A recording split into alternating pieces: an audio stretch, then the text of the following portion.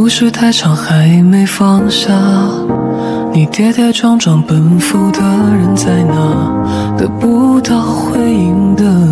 热情多么廉价，反正他也不会心疼，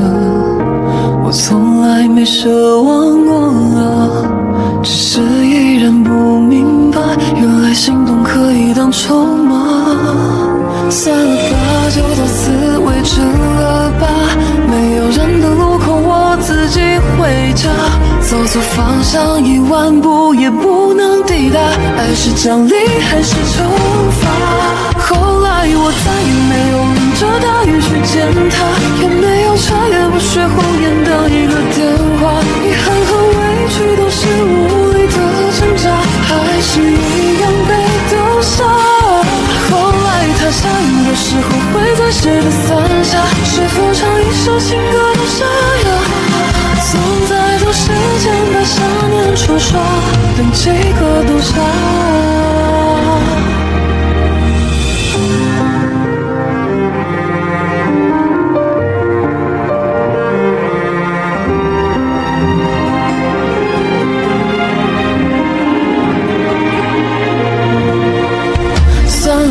就到此为止了吧，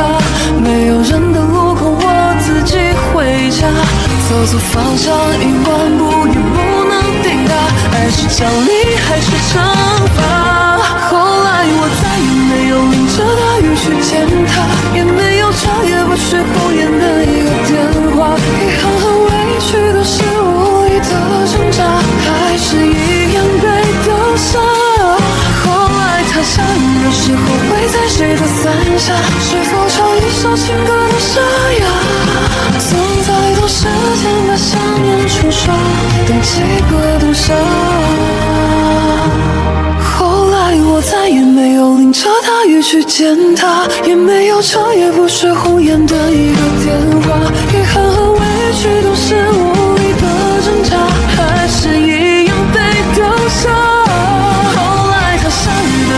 会在谁的伞下，是否唱一首情歌都沙哑，总在等时间把想念冲刷，等几个冬夏。